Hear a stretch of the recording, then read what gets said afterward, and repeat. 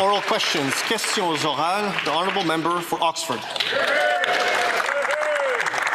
Today we learned that this Liberal Prime Minister is the only leader in the G7 to take his country into a recession. But while Canadians live on leftovers, this Prime Minister is enjoying fine dining 30,000 feet in the sky. On the menu, the finest meats, wines, creme brulee, and even imported buttercups for a whopping bill of $200,000 for just 3 trips. So will the Prime Minister cut the fat, stop his speeches, ground his gravy plane so Canadians can afford to eat? The Honourable Minister of Finance. Mr. Speaker, Canadians understand that the world is facing some headwind. Canadians understand, Mr. Speaker, in the words of the International Energy Agency, that we have the most severe energy crisis in the world. But on this side of the House, Mr. Speaker, we have a plan. We have a plan to make generational investment in housing, in infrastructure, in productivity and innovation. We have a plan to support workers, Mr. Speaker, and we have a plan to support Canadians with affordability. On this side of the House, Mr. Speaker, we're going to keep on working to build the strongest economy in the G7. The honourable member for Oxford. Mr. Speaker, the Liberals' message to Canadians is suck it up, buttercup, because excuses on tariffs won't work anymore. Canada is the only country in the G7 to be in a recession. Food bank usage is at record highs. Families are cutting back on their groceries. They're cancelling their summer plans and they're skipping meals just to get by. But what does this Prime Minister do? He blows $200,000 on fancy meals for himself. So does the Prime Minister not realize that this is Canada, not Brookfield, and the taxpayers are not his personal bankers? The Honourable Minister of Finance. Mr. Speaker, it is disconcerting to see the Conservative talking down the Canadian economy, Mr. Speaker. I have confidence in the Canadian economy, Mr. Speaker. I have confidence in our workers. I have confidence in our industry. I have confidence in our plan, Mr. Speaker. We have made record investment, generational investment in infrastructure, in housing, in productive and innovation. We have made generational investment to support workers. We have made investments to support Canadians in terms of affordability, Mr. Speaker. They can shout as much as they want. Canadians know that we have their back. The honourable member for Calgary-Midnapore.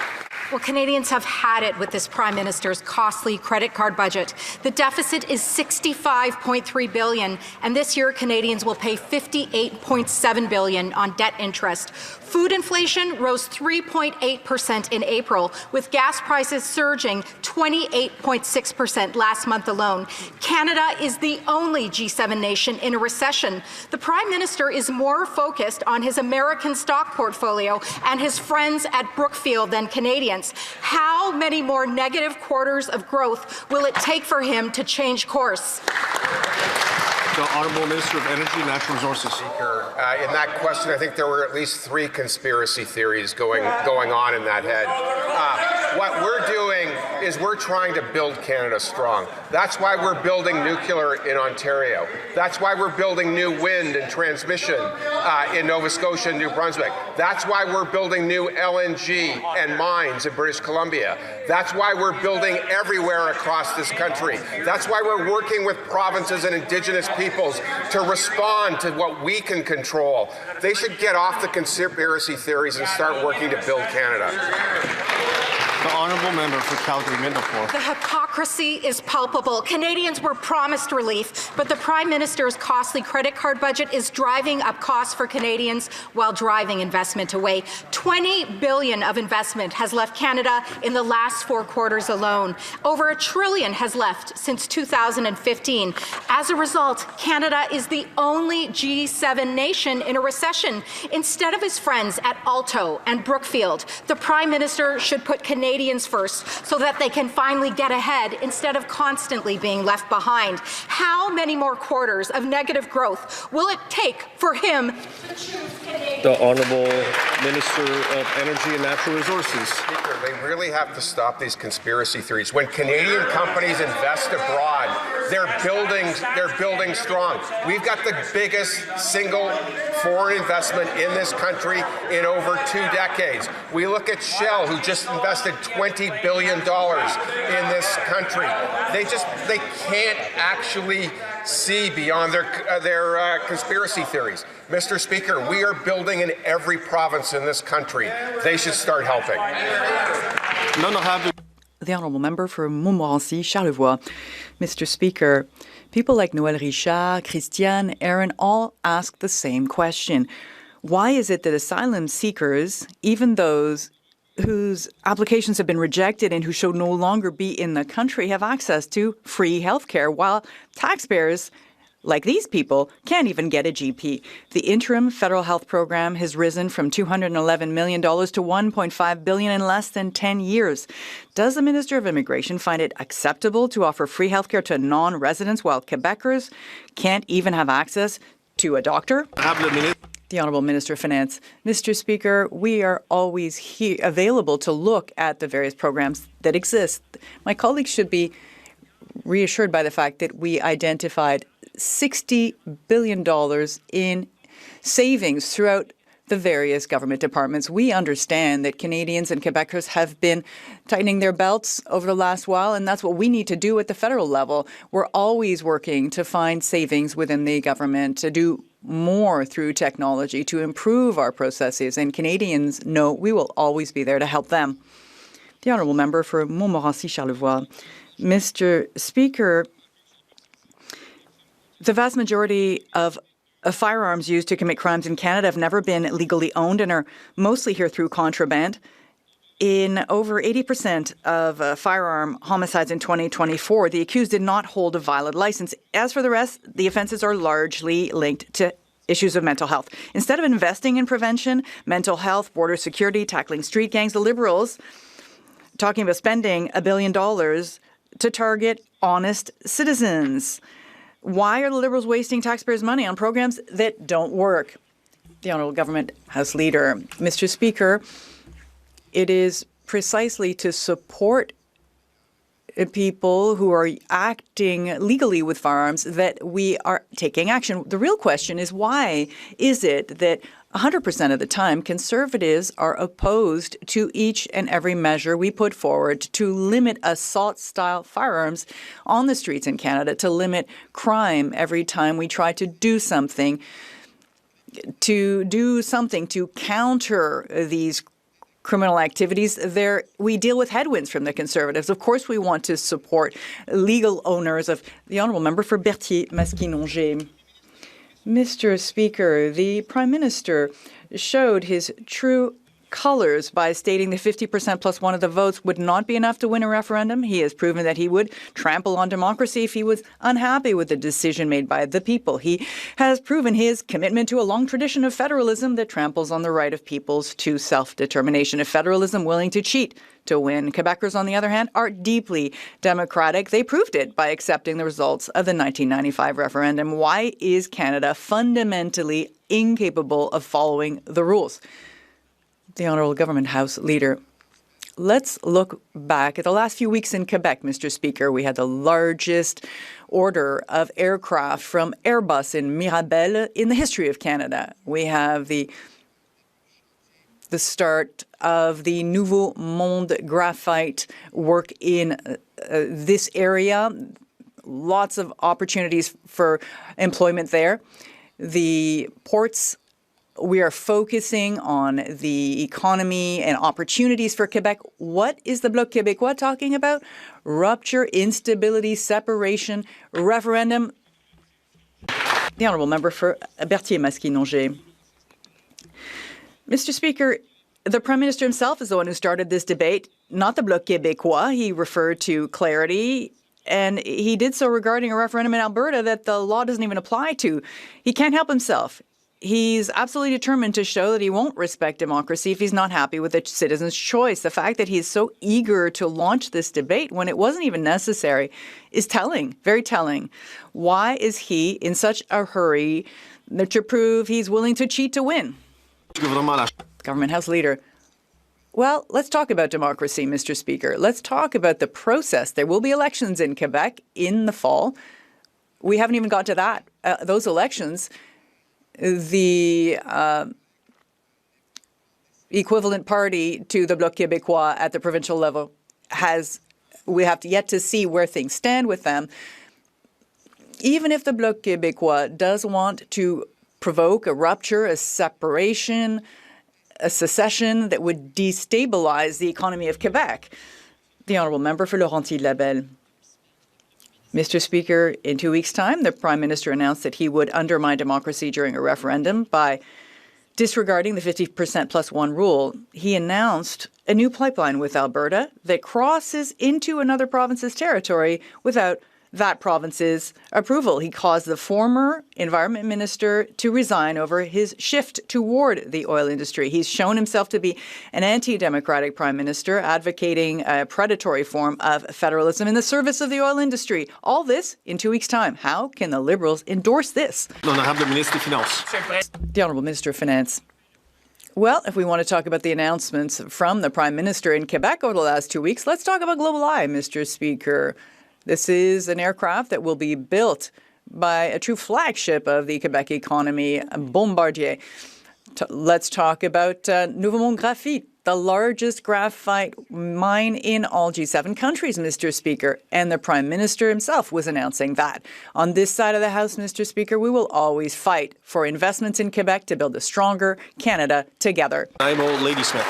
On World Hunger Day, food security organizations came to the Finance Committee and told us that more people from more demographics are using food banks more often in Canada. 43% of Canadians now say that the cost of groceries severely affects their ability to access food, and food inflation in Canada remains the highest in the G7. The Prime Minister promised to lead, and he did. Straight to the only recession in the G7. More costs, more taxes, more debt on the national credit card. When's the Prime Minister going to show us that he's not just another Liberal and get serious about reducing the cost of food? Hear, hear. The Honorable Parliamentary Secretary to the Minister of Agriculture. Mr. Speaker, talking about seriousness, Canadian knows we are in the middle of a global economic disruption. Our Prime Minister is a serious person. He's working hard. He already cut taxes for 20 million Canadians. He also launched the National Food School program that helped families with affordability. And in addition, he proposed to launch very soon a national food security strategy that it really help families during this time of crisis.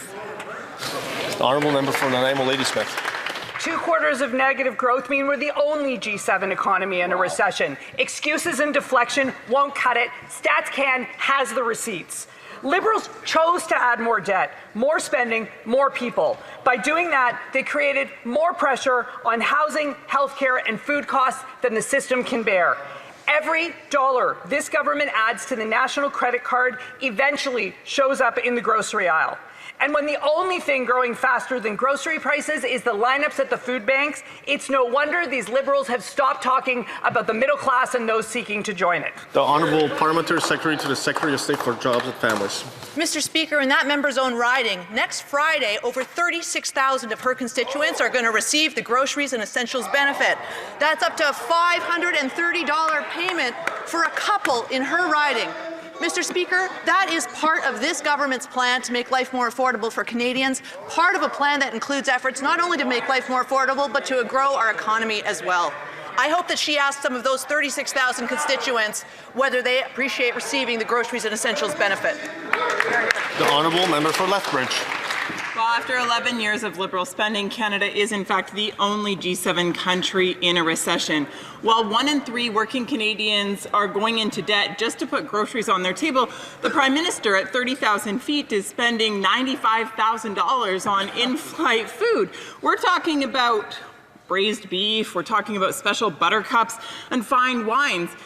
Deficits have doubled. Costs keep going up, and Canadians are falling behind. So when will this Liberal government admit its failure and reverse course?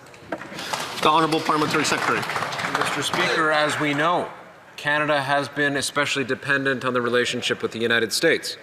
That relationship is experiencing a rupture.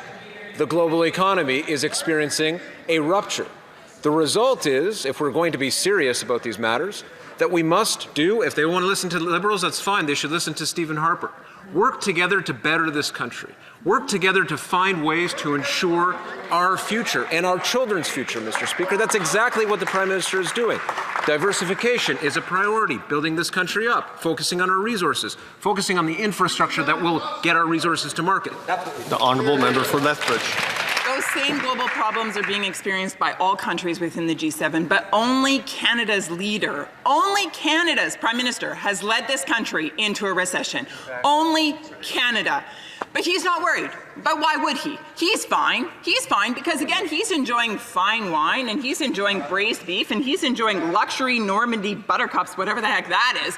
That's his reality. But that's not the reality of Canadians. Canadians are lining up at food banks like never before. Canadians are defaulting on their mortgages and Canadians are declaring bankruptcy. When will this government wake up to reality, the reality that is faced by everyday Canadians, and do something about it? The Honourable Parliamentary Secretary to Minister of International Trade. Thank you, Speaker. I think, Speaker, Canadians recognize that we are living in some really economic uncertain times, that there is unjustified tariffs on Canadian auto and steel and lumber and aluminum, that there is a war that's going on in the Middle East that is impacting our economy and the global economy. That is why, Speaker, this Prime Minister and this government has a plan. Our plan includes diversifying our trade, making sure that we're engaging with other countries so that we can sell more of our goods and services. That is why we are investing hundreds of billions of dollars into our economy so that we can keep creating good-paying jobs for Canadians. The Honourable member for Sherwood Park for Saskatchewan. Canada is now the only G7 country in a recession, and it's getting harder and harder for young people to start and grow a family. Parents struggling to afford homes and balancing the pressures of competing careers. Conservatives are proposing to make life easier through significant reforms to parental leave. More flexible leave, freedom to learn while on leave, and the ability to earn caregiving income without clawbacks. These policies will mean more flexibility, more opportunity, and more available childcare. Will the government adopt these constructive suggestions? The Honourable Parliamentary Secretary to the Prime Minister. Mr. Speaker, we have many programs that are helping Canadians deal with the rising cost of living. Mr. Speaker, in fact, next week, Canadians will start to receive Canada's new groceries and essentials benefit. For a family of four, that's $1,900 this year. That is real money that is going to help them face the rising cost of living. Mr. Speaker, a few days ago, there was a poll released that shows that Canadians' optimism, their sense that Canada is moving in the right direction, is at its highest level in over a decade. Thank you, Mr. Speaker. The Honourable member for Sherwood Park for Saskatchewan. Thank you, Mr. Speaker. Respectfully, I'll just state the obvious. My question was about parental leave reform. That response didn't even attempt to mention the issue of parental leave reform. Canadian parents have been waiting long enough with a parental leave system that is inflexible and poorly aligned with the realities of modern parenting. Modern parents want the flexibility to work in different ways that integrate work and family life. So why doesn't the government simply implement the constructive proposed suggestions that we've put forward as part of their upcoming fall budget? The Honourable Parliamentary Secretary to Secretary of State for Labour. Mr. Speaker, it's a bit rich for that member to stand up and talk about supports for parents and families when he doesn't support affordable early learning and childcare in his very province, a program that is delivering for thousands of children right across the province and saving families in Alberta over $10,000 on the cost of their childcare in a given year, Mr. Speaker. This is we're on this side of the House, we've enhanced maternity and paternity benefits, we've brought in paid sick days, We've increased pay equity for women and for families. That member has stood against all of those measures. The Honourable member for Windsor West. Mr. Speaker, Canada is the only G7 nation facing a recession under this Liberal Prime Minister. After months of elbows up rhetoric, we went to New York this week and said he'd be making America great again. If flip-flopping it generated electricity, the Liberal Prime Minister could power the EV sector all by himself. Mr. Speaker, as a former cop, I have seen plenty of U-turns, but never seen one presented as a trade strategy. Can the Prime Minister just make up his mind and get to work, or are Canadians expected to live with a government that is always a day late and several dollars short? The Honourable Government House Leader. Mr. Speaker, Canadians are well aware of the headwinds facing the global economy trade wars, actual wars in the Middle East and in Europe. This government has a plan for infrastructure, for major projects, for investing in people and skilled trades workers, giving our young people an opportunities. But I think what Canadians are troubled by is the enthusiasm, the glee that they witness when the Conservatives parade on in here this morning and trumpet bad news in terms of these headwinds for the Canadian economy. It's time for the Conservatives to stop celebrating the challenges that we face and get on board. The Honourable Member for Beauharnois, Salaberry, Soulanges, Huntington. Mr. Speaker, this week marks a turning point. The Prime Minister betrayal on climate change and the Liberals' electoral deceit on the environment, the Green banker, they sold us on, turns out, to have nothing green about him except his thirst for wads of cash drawn from black gold. And he's dragging all the Liberals down with him, the very same Liberals who ran on an election platform that mentioned the word climate change 28 times, but never once the word pipeline. Is there a single one of them who will refuse to be complicit in this betrayal? The Honourable Secretary of State for Nature. Thank you, Mr. Speaker. I thank my colleague, the member for Beauharnois, Salaberry, Soulanges, Huntington. I'm a woman who has values, and she knows this because we work very well together. In my values is the protection of nature. It's a privilege for me to be appointed to this role. But there's also the necessity to fight climate change. I'm a mother of 4 kids. I hope to be a grandmother one day, and I know this is important. We will continue to do this in a different way. We're going to do this in today's context. There are rules on methane already. We have the nature strategy already. The Honourable Member for Beauharnois, Salaberry, Soulanges, Huntington. Mr. Speaker, if the Prime Minister's environmental record were acceptable, the former Minister of the Environment and Member of Parliament for Laurier-Sainte-Marie would not have resigned. His predecessor, the MP for Vancouver North, would not have announced his resignation either. His predecessor, Catherine McKenna, would not have stated that we live in an oil state where wealthy oil and gas companies have convinced politicians that fossil fuels are better than renewables. All the environment ministers of the past decades are distancing themselves from the Prime Minister. How can the Liberals tout his record? The Honourable Minister of the Environment.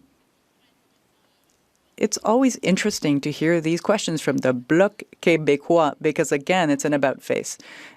The Bloc Québécois leader himself was prepared to, and he supported drilling in Anticosti, but apparently now they've got a great interest in these matters. If we want to talk about what we're actually doing on this side of the House, we're continuing to fight climate change.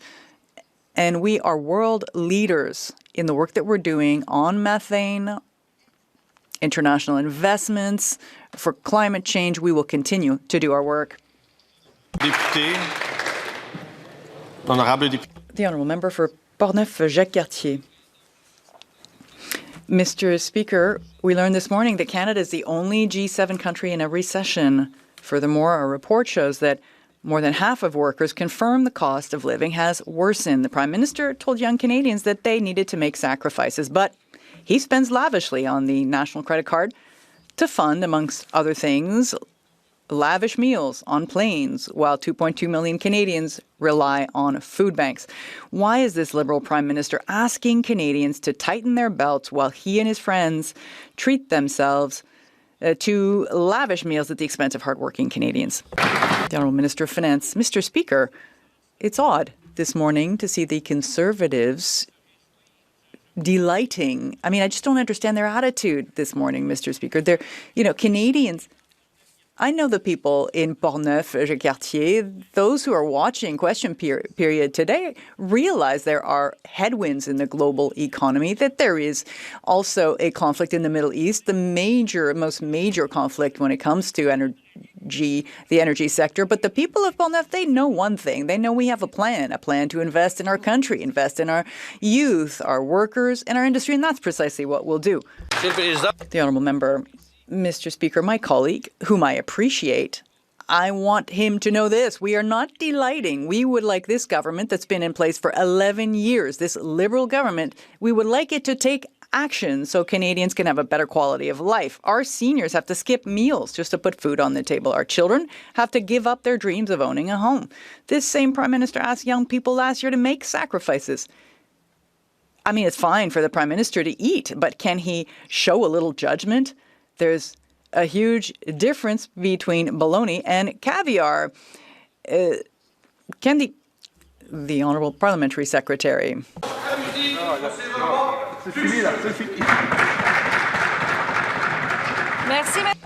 Thank you, Mr. Speaker. Thank you. Look, more rhetoric from the other side. On this side of the House, we know that the cost of living, the cost of housing, and food are extremely important for Canadians. We've got a tax cut for 22 million Canadians. There's also going to be the groceries and essentials benefit. Next week, the Canada Food Program, 400,000 young people. Build Canada Homes has agreements for tens of thousands of units to be built in the next few weeks. They voted against all of this. Why do they show such contempt for Canadians? Why won't they get out of this echo chamber and listen to Canadians? The Honourable Member for Louis Saint Laurent at Gouin-Rac. This morning, Canadians were very disappointed to hear that there is a recession. It's the only G7 country that is in a recession. Apparently, we are dealing with one of the most prestigious economists in the world leading this country. We have the worst economic record in the G7, but we have the worst inflation also, food inflation in G7 countries. 1 out of 3 workers have to borrow money to do their groceries. But the Prime Minister can spend $180,000 on 3 flights. Is the Minister of Finance proud of this Prime Minister when he's telling people that they have to tighten their belts? Let's be clear. Canada's not in a recession, Mr. Speaker. I could have said per capita, the GDP has increased in the first quarter, but I won't say that. I also said that financial markets have completely sidestepped that message. There's absolutely no agitation of financial markets on this front. But what I can say is that the Canadian economy is directly impacted by the trade war, directly impacted by the war in the Middle East. The costs of fuel are very high. Investment is down because of the uncertainty. I mean, the Honourable Member. The Honourable Member. How can the Parliamentary Secretary say something that simply does not reflect the truth? Are my colleagues aware of Statistics Canada? It's a Government of Canada agency, and they are saying that Canada is the only G7 country that is in a recession at a time when all G7 countries are facing the same challenges. But Canada is the only country that is in a recession. How can the Parliamentary Secretary say the opposite of the truth? Canadians are tired of this type of lie. The member for Louis Saint Laurent at Gouin-Rac knows very well that we cannot use the word lie in this House. We cannot say that another member's words were a lie. I would remind the member of this. The Honourable Parliamentary Secretary, please. Order. What is this? It's Friday. From the top. Monsieur le Président, I believe this is straight harassment from that side. It is trying to shut me up. It is trying to shut me up. You cannot do that. You cannot do that. We're supposed to be able to. I'm going to interrupt the Parliamentary Secretary. The Parliamentary Secretary is a veteran member of 2 houses. He understands that it speaks through the Speaker, through the Chair, not to address members directly. I will let the Parliamentary Secretary order. I will let the Parliamentary Secretary start from 20 seconds and finish his response. Monsieur le Président, je répète encore une fois, le Canada n'est pas. Mr. Speaker, I will repeat once more that Canada is not in a recession. That is not what Statistics Canada said. There is no agitation but our economy is under threat from the tariffs. We are the only G7 country next to the U.S., and we depend on trade with the U.S. That is the issue, but we have a plan. The Honourable Member for Beauce. Mr. Speaker, this morning we learned that Canada is the only G7 country in a recession. But despite this, a lot that was originally rented for $13,000 a year was then sublet to the federal government for $20 million a year. So it went from $13,000 to $20 million. And they've thrown hundreds of millions of dollars into the garbage. Can this government stop wasting Canadians' money? The Honourable Parliamentary Secretary. Having a sovereign space launch capacity in Canada, Mr. Speaker, will enable us to have more well-paid jobs, strengthen our sovereignty, and reduce our dependence on the U.S. We will be able to support our commercial space launch and reentry capacity. This can represent up to $40 billion. That is what we are investing in. These are essential capacities that protect Canada and will lead to very large economic benefits for Canada. Mr. Speaker, the Victoria Cross is the highest military honor Canada awards for acts of extraordinary valor. It was created in 1993, yet has never been awarded. Constituents in my riding are calling for an independent review of military decorations from the Afghanistan mission. The time for action is now. Mr. Speaker, can the Parliamentary Secretary for the Minister of National Defence inform this House how the government is committed to a fair and transparent process to honour the valour of our veterans? The Honourable Parliamentary Secretary, Minister of National Defence. Mr. Speaker, honouring bravery and sacrifice in service to Canada is among our government's most solemn responsibilities. We are profoundly grateful to all those who have served and who continue to serve our country. Military honours, including Canada's Victoria Cross, are subject to a thorough and rigorous review process by the Canadian Armed Forces. I can confirm that the government agrees to the establishment of an independent military honours review board to review Afghanistan veteran cases where new evidence may suggest that the criteria for the Victoria Cross may have been met. I look forward to providing further updates to this House in due course. Thank you. The Honourable Member for Thornhill. Spend years ignoring and enabling anti-Semitism in Canada. Now we're watching the consequences unfold in real time. In a single week in this country, effigies were hung in Montreal, of Jews were hung in Montreal in the streets while genocidal slogans were chanted. The government-funded organizations openly discussed a Jew-free Canada, and posters of a missing 14-year-old girl were torn down because she was Jewish. That's just 1 week in Canada. Will any member on that side of the House get up and admit that we are in a full-blown crisis? The Honourable Parliamentary Secretary to the Minister of Emergency Management and Community Resilience. Mr. Speaker, I agree with the member. There is a crisis of anti-Semitism in Canada. That is why the government denounced, through the Minister of Public Safety, what happened in Montreal last weekend. That is why we put forward the Combating Hate Act, to listen to the demands that the Jewish community has been making for the last 3 years. That is why we augmented funding for Jewish community security across this country. And the Prime Minister and every single member of this caucus is committed to the safety of Jewish communities across this country. The Honourable Member for Thornhill.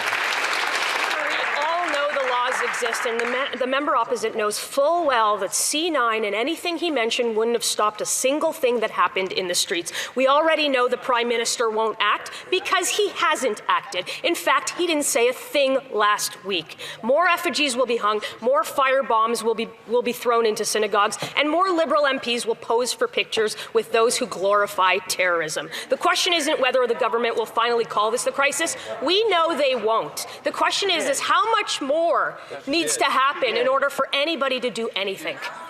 The Honourable Parliamentary Secretary, Minister of Emergency Management and Community Resilience. Mr. Speaker, in December of 2024, the Justice Committee, of which I was a part, put out a report.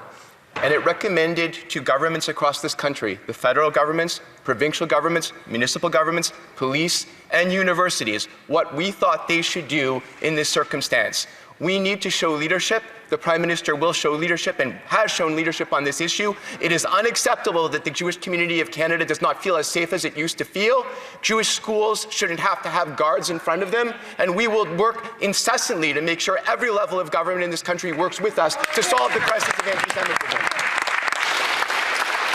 The Honourable Member for Leeds, Grenville, Thousand Islands, and the Lakes.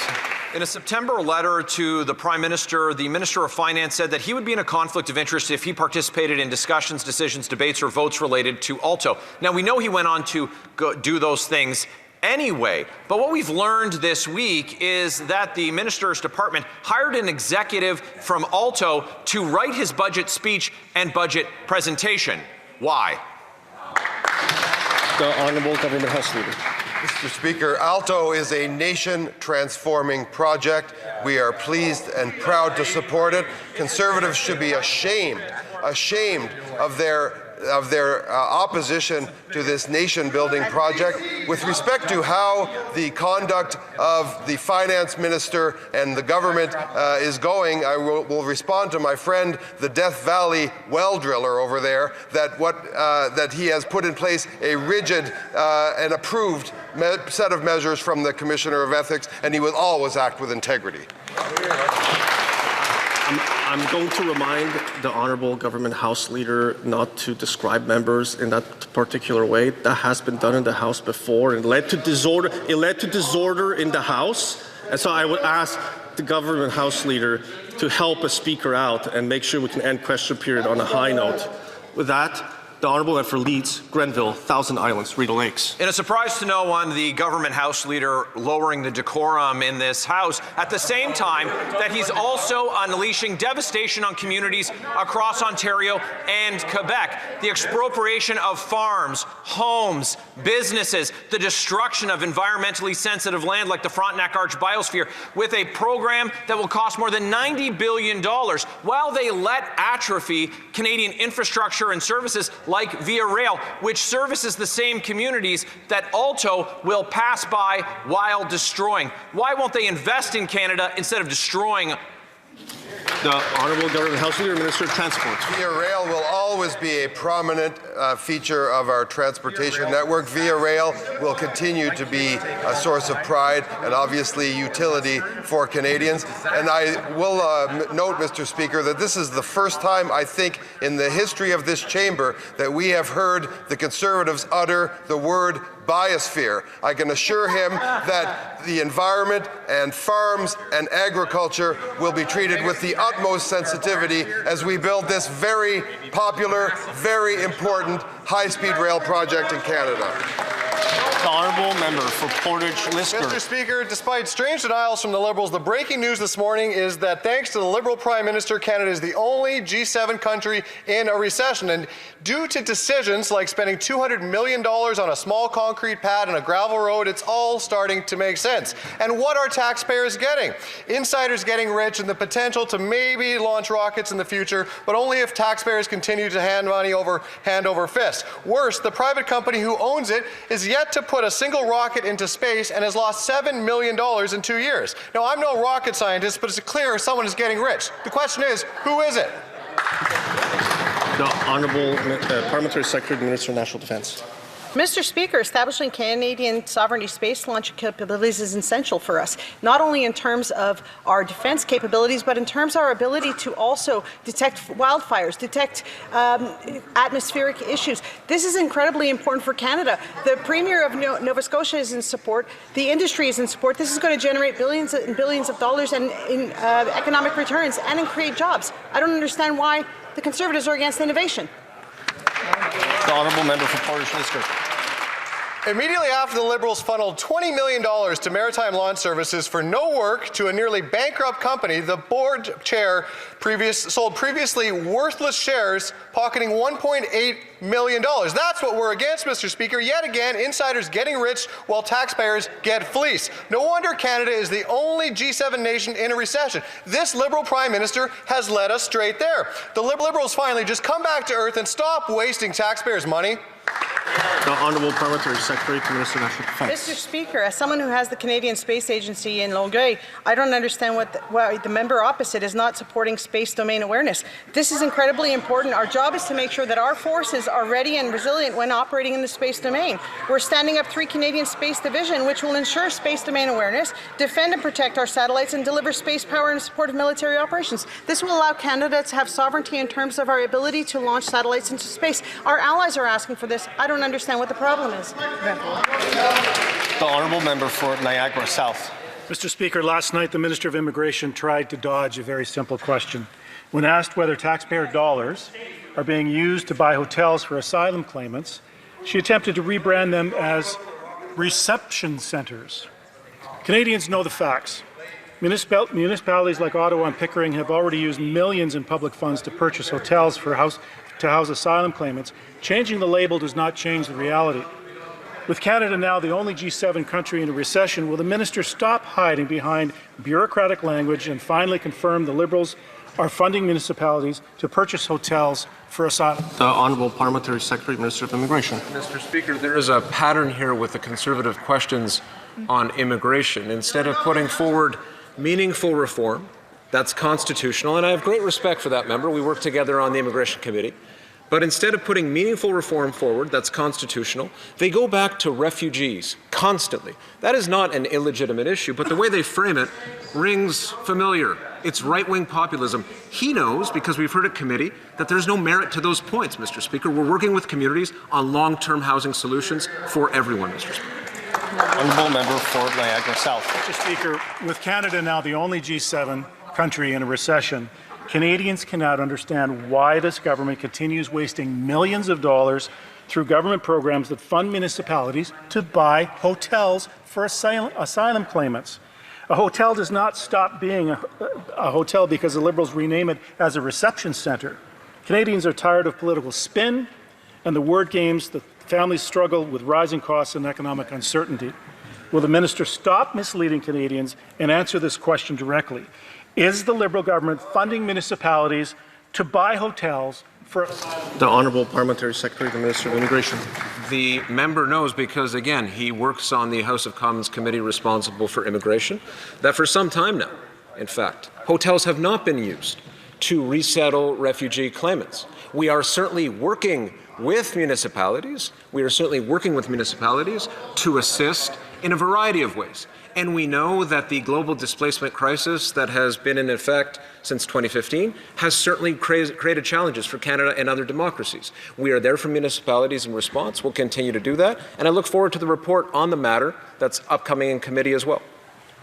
The Honourable Member for Red Deer. Mr. Speaker, there are 74,000 rejected asylum claimants still in Canada that the government refuses to deport under the bloated interim federal health program. The Liberals rejected them for a reason.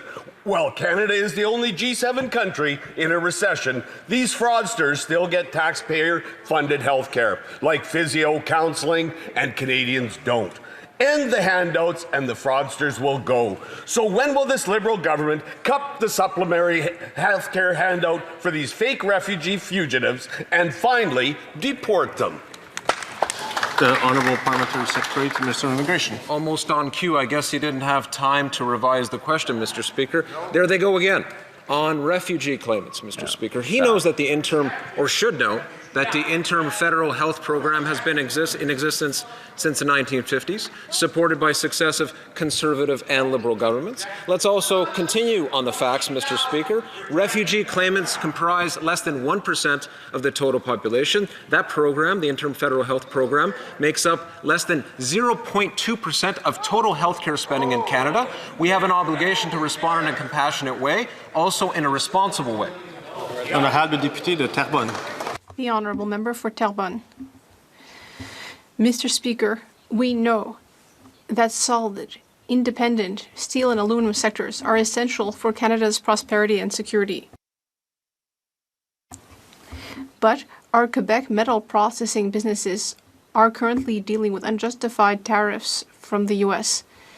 Our government has recently announced regional tariff mitigation measures of a value of $1.5 billion, which will support our producers and invest in our Canadian workers.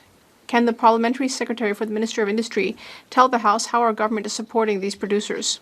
The Honourable Parliamentary Secretary. I'd like to thank my colleague, the excellent member for Terrebonne, for this great question. Our aluminum processing businesses throughout Canada, and especially in Quebec, are facing difficulties having to do with American tariffs.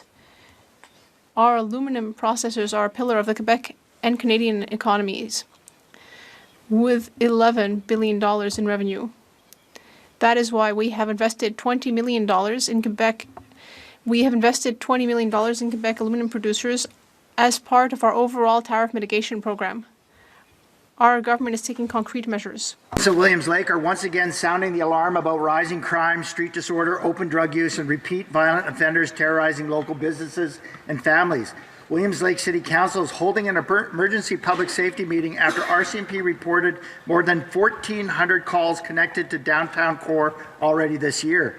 The Prime Minister promised Canadians safer communities, but after 11 years, people in Williams Lake feel less safe walking down the street, less safe opening their businesses, and less safe raising their kids. Will the Prime Minister stand in the House today and finally admit his soft on crime policies have failed? Mr. President, I find interesting that the honourable member goes on onto that subject, since this government, within 1 year, has done more than any government before. C8 on cyber trade, C9 on heinous crimes, C12 on border security, C14 on bail reform and more severe sentences, C16 on protecting victims and accelerating justice, and now C22 legal access. I hope this time they will vote with us. The Honourable Member for Caribou Prince George. Mr. Speaker, I don't know what fantasy world my colleague is living in, but there are bad people doing bad things to good people, and Canadians are fed up with it. Right, that's right. Mr. Speaker, I spoke of this week of a constituent who was run over, dragged down the street, and left for dead, and the perpetrators got off scot-free. Williams Lake City Council are actually considering sending all the criminals to another jurisdiction because of soft on crime policies. This is real. When will the Prime Minister admit his catch and release experiment has failed to keep repeat offenders off the streets? Honourable Government Houseman. My colleague just set out the number of bills, the most, and he's quite right. This is the most ambitious fighting crime agenda ever presented before this House. And what have we met?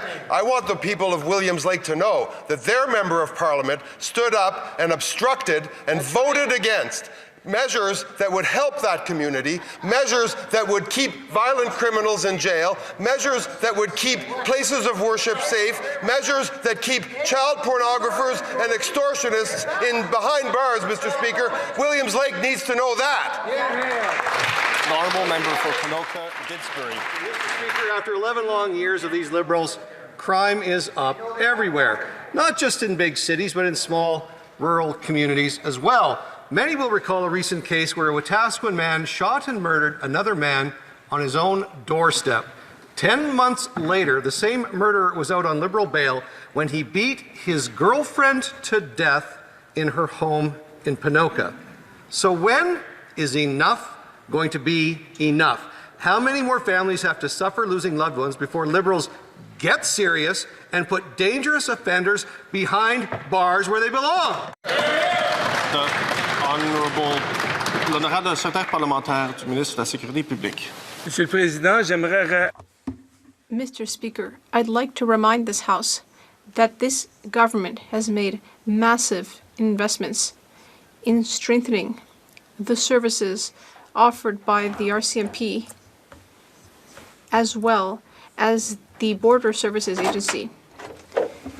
We have taken strong action to reduce gang crime, gang-related crime, hate crimes, and with C14, once that legislation comes into force. The Honourable Member for South Shore, St. Margaret's. Thank you, Mr. Speaker. Whether in rural Nova Scotia like South Shore St. Margaret's or the Yukon, Canadians know that strong communities depend on the basics, including homes people can afford, roads and water systems that work, local food security, and infrastructure that withstands a changing climate. Can the Parliamentary Secretary to the Minister of Northern and Arctic Affairs tell this House how our new government is working with Yukon partners to deliver real practical results in our northern rural communities? Thank you. The Honourable Parliamentary Secretary to the Minister of Arctic and Northern Affairs. Mr. Speaker, I want to thank this member from South Shore St. Margaret's for her leadership and incredible advocacy, not just for her riding, but for all of rural Canada. Canada's security and prosperity is rooted in the North, and the Yukon is central to how Canada builds and defends the North. Last week, the Minister of Housing and Infrastructure and I were in the Territory to announce investments of over $150 million in health and community infrastructure, as well as $100 million to deliver affordable homes through Build Canada Homes. From Nova Scotia to the Yukon, we're ensuring that Canadians have the tools, the power, and the housing to drive our own future. The Honourable Member for Windsor-Tecumseh Lakeshore. This Liberal Prime Minister is taking Canada into a recession, the only one in the G7. How does he respond? His latest in-flight catering bill for only 3 flights was $195,000. It's enough to pay for 2,600 food hampers at a Windsor food bank, enough for 36,400 days. While the Liberal Prime Minister led us into recession, he dined on luxury in-flight meals while Canadians were starving. How many more bad economic reports will it take for the Liberals to rein in their out-of-control, wasteful spending? The Honourable Government House Leader. Well, of course, Mr. Speaker, the government follows all federal regulations when they travel, and that is an absurd allegation. The Conservatives read the same questions prepared by their leader 32 times a question period. And, Mr. Speaker, I think Canadians have taken note this morning of a very important thing. Conservatives paraded into this House with glee. As we know, Canadians face historic headwinds, wars in the Middle East, war in Europe, a trade war with our closest neighbour and trading partner. They know Canadians know that this government has a plan, Mr. Speaker. The Honourable Member for Edmonton Strathcona. Mr. Speaker, Canadian citizens were subject to physical, sexual and psychological abuse while illegally detained by Israeli forces last week. Canadians report being beaten and stabbed, while other international detainees report torture and rape by Israeli forces. This week, the New York Times and the UN confirm wide-ranging sexual abuse and torture of Palestinian detainees, and this abuse is being celebrated by Israeli government ministers. Canada's inaction must end. When will Canada impose sanctions on the Israeli government and suspend trade with Israel? The Honourable Parliamentary Secretary, the Minister of Foreign Affairs. The Prime Minister and the Minister of Foreign Affairs have condemned mistreatment of any of those that were on that flotilla in the strongest of terms. We have made our opinion extremely clear that it is unacceptable to treat people in that way. At the same time, we continue to work on delivering humanitarian aid and ensuring that we find solutions that are permanent for the people of Gaza, all Palestinians, to live in peace and security with Israel and Palestine living side by side. Thank you, Mr. Speaker. The Honourable Member for Winnipeg Centre. Mr. Speaker, Alberta Premier Danielle Smith recently suggested that the Constitution be amended because she finds Section 35 rights problematic for her pipeline dream. What's more troublesome, though, Mr. Speaker, is that the Liberal Prime Minister has remained silent. But that's not surprising, considering Amnesty International has confirmed that he himself has backslid on Indigenous rights. So Indigenous peoples want to know, does the Prime Minister agree with Premier Smith, or will he take the honourable stand and condemn this dangerous proposition? The Honourable Minister of Indigenous Services. Thank you, Mr. Speaker. We will not be changing the Constitution. The Constitution must be respected, including Section 35. When advancing on major projects, we will be ensuring that the duty to consult and accommodate will be followed. Thank you, Mr. Speaker. This brings question period to a close.